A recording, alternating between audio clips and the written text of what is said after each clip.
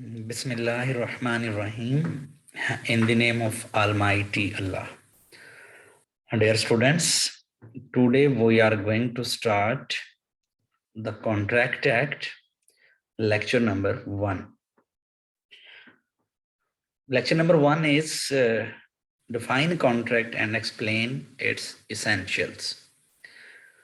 As far as the term contract is concerned, Section 2H of Contract Act defines it as an agreement enforceable by law is a contract. Meanwhile, Pollock defines it, every agreement and promise enforceable at law is a contract. Whereas Mr. Solomon says a contract is an agreement creating and defining obligations between the parties. तो जहां तक contract की definition का ताल्लुक है, तो dear remember, contract एक agreement है जो कि बायला इन्फोर्सेबल होता है. हम इसी डेफिनेशन को कैरी करते हैं, इसी डेफिनेशन को फर्दर एक्सप्लेन करते हैं कि एग्रीमेंट क्या चीज है, इन्फोर्सेबिलिटी किसको कहते हैं. अनटिल अनलेस हम इन दो टर्म्स को, जिसमें से एक एग्रीमेंट और दूसरी टर्म इन्फोर्सेबल बाय लॉ, और यू कैन से इट इन्फोर्सेबिलिटी, जब तक हम इन दो टर्म्स को एक्सप्लेन नहीं कर लेते, इनको समझ नहीं लेते, हमें तब तक कॉन्ट्रैक्ट क्लियर नहीं हो पाएगा कि कॉन्ट्रैक्ट क्या है. तो ऑब्वियसली ये पूरे का पूरा आपका सिलेबस, ये पेपर बहुत ज़्यादा डिपेंड कर रहा है, क्योंकि आप इस पूरे सिलेबस में कॉन्ट्रैक्ट को ही पढ़ोगे हर जगह पे कि कॉन्ट्रैक्ट क्या है, इसकी काइंड्स कौन सी हैं, स्पेशल कॉन्ट्रैक्ट्स क्या होते हैं, इसके एसेंशियल्स क्या हैं, etc. तो in order to explain the term contract, we have to explain some terminologies like offer, acceptance, promise, consideration. Then finally the two terms mainly agreement and enforceability. तो बेटा जहां तक ताल्लुक कॉन्ट्रैक्ट को एक्सप्लेन करने का है, कॉन्ट्रैक्ट की टर्म को एक्सप्लेन करने का है, तो उसमें हमें ये कुछ टर्मिनोलॉजीज हैं, जिनमें सबसे पहले ऑफर है. तो ऑफर क्या है?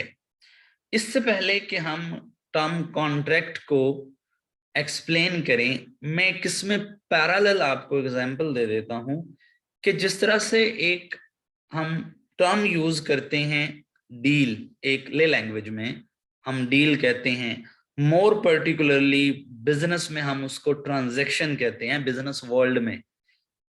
तो ये ट्रांजैक्शन हो या ये डील हो, अगर हम इसको स्पेसिफिकली बिजनेस लॉ में ले आए तो हम इसको कॉन्ट्रैक्ट कहेंगे. ट्रांजैक्शन क्या है या डील क्या है, अगर हम इसको बहुत सिंपल वर्ड्स में एक्सप्लेन करने की कोशिश करें, तो ये दो पार्टीज के दरमियान लेन देन है, दो पार्टीज के दरमियान एक अंडरस्टैंडिंग है, दो पार्टीज के दरमियान एक ट्रांजैक्शन है. तो मिसाल के तौर पे ए ने अपनी गाड़ी बी को 10 लाख रुपए में सेल की. ये एक बड़ी सिंपल सी एग्जांपल है. इसको अगर आप बिजनेस की लैंग्वेज में कहो तो ये एक ट्रांजैक्शन है, लेकिन अगर इसको मैं बिजनेस लॉ की लैंग्वेज में लेके आऊं तो मैं राइटफुली कह सकता हूं कि ये एक कॉन्ट्रैक्ट है. अब हम अगर इसी एग्जांपल को थोड़ा सा एक्सप्लेन करें फर्दर, तो उसमें हमने कहा कि ए ने अपनी गाड़ी बी को 10 लाख में बेची. तो सिमिलरली ये जो ए और बी की ट्रांजैक्शन आपको नजर आती है, ए और बी का ये जो लेना देना नजर आता है, ये बिल्कुल एक फाइनल फॉर्म में नजर आ रहा है. यकीनन ए ने कहा होगा बी को कि मैं अपनी गाड़ी बेचना चाहता हूं, या बी ने कहा होगा ए से मैं आपकी गाड़ी खरीदना चाहता हूं. हमारा ये कंसर्न नहीं है कि किसने पहले कहा.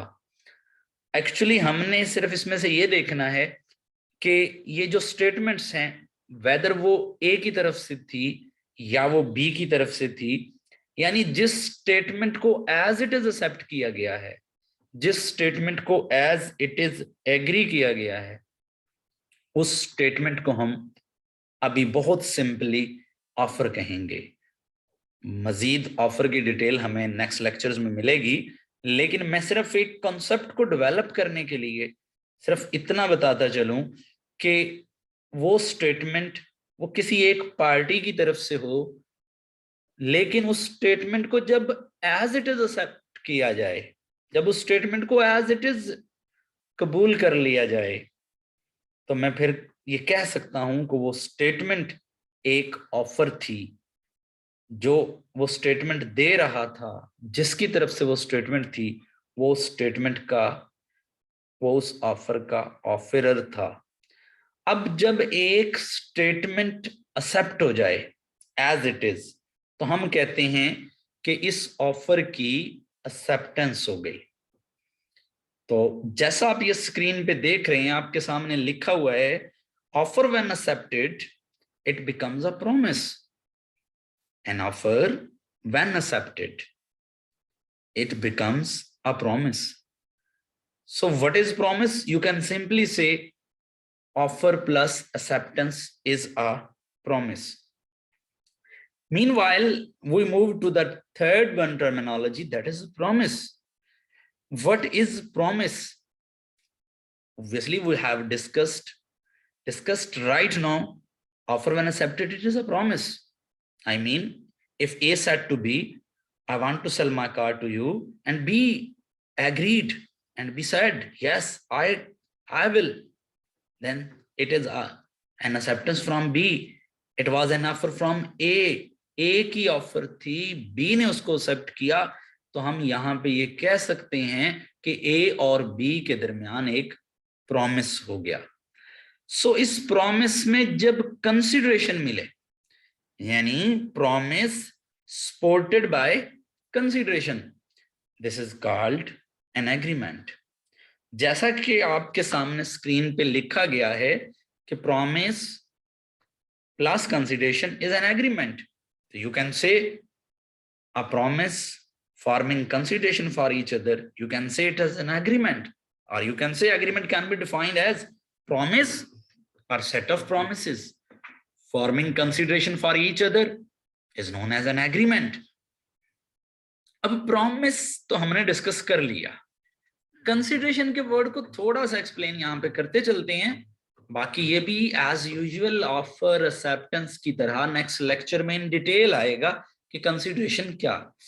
यहां पे अगर मैं इसको सिंपली सिर्फ कॉन्सेप्ट्स के पॉइंट ऑफ व्यू से देखूं, तो कंसिडरेशन इज मनी और मनी इज वर्थ, यानी कोई भी ऐसी चीज जिसकी कोई मॉनेटरी वैल्यू है, वो कंसिडरेशन हो सकता है, या सिंपली इटसेल्फ मनी कंसिडरेशन है। मिसाल के तौर पे एक लैपटॉप है, लैपटॉप एक ऑब्वियसली मनी तो नहीं है, लेकिन it has money is worth, इसकी कोई मॉनेटरी वैल्यू है, चाहे 10,000 है, 5,000 है, 50,000 है, इट डजंट मैटर। तो इट मीन्स के लैपटॉप क्या हुआ, कंसिडरेशन हुआ। जैसा कि हम अपनी एग्जाम्पल को देख रहे हैं कि ए ने अपनी गाड़ी बी को 10 लाख में सेल की, तो यहां पे ए के लिए 10 लाख रुपए जो कि मनी है इटसेल्फ, वो कंसिडरेशन है, जबकि बी के लिए गाड़ी जो कि एक मनी तो नहीं है, लेकिन ऑब्वियसली मनी इज वर्थ है उसकी, तो वो कंसिडरेशन है। एनी हो, जब एक प्रॉमिस में कंसिडरेशन भी हो, तो हम फिर इसको प्रॉमिस नहीं कहेंगे, we will call it as an agreement. As we were discussing from its definition, promise forming consideration is known as an agreement.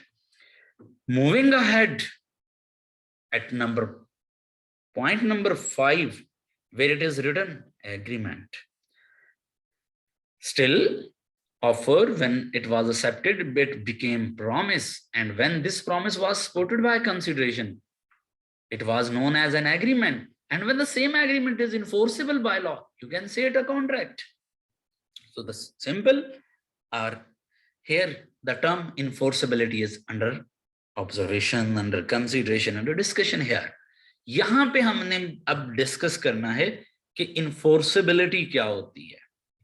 इन्फोर्सेबिलिटी को जहां तक मैं सिंप्लीफाई करूं तो मैं कह सकता हूं कि if your right is violated, आपके किसी हक की हक तलफी हो जाए, and you move to the court of law, और तुम कोर्ट ऑफ लॉ जाओ, and court recognises your that right, और अदालत तुम्हें तुम्हारा वो हक लेके दे दे, तो we can say that right was enforceable at law, कि ये राइट मेरा इन्फोर्सेबल एट लॉ था। Once again we will discuss, we will consider our example in progress, that was A sold his car to B for rupees 1 million। अब ऐसे में मिसाल के तौर पे ए गाड़ी हैंड ओवर ना करे बी को, तो बी का राइट वायोलेट हुआ, या बी गाड़ी ले ले लेकिन पैसे ना दे ए को, तो ए का राइट वायोलेट हो गया। इन दोनों में से कोई भी अपने राइट की वायोलेशन को लेके अगर अदालत जाता है और अदालत उसको उसका ये राइट ले देती है उस गिल्टी पार्टी से, तो हम कहेंगे कि ये राइट क्या था, इन्फोर्सेबल एट लॉ था। So enforceable at law simply it means enforceability. So अगर किसी एग्रीमेंट में आपको इन्फोर्सेबिलिटी मिल जाए, यानी अगर कोई एग्रीमेंट इन्फोर्सेबल बाय लॉ हो, तो हम कहते हैं ये कॉन्ट्रैक्ट है। तो यहां पे क्वेश्चन राइज हो रहा है, ऐसे कौन से एग्रीमेंट हैं जो इन्फोर्सेबल बाय लॉ नहीं होंगे? Yes, there are two types of agreement, because we generally see there are two types of rights.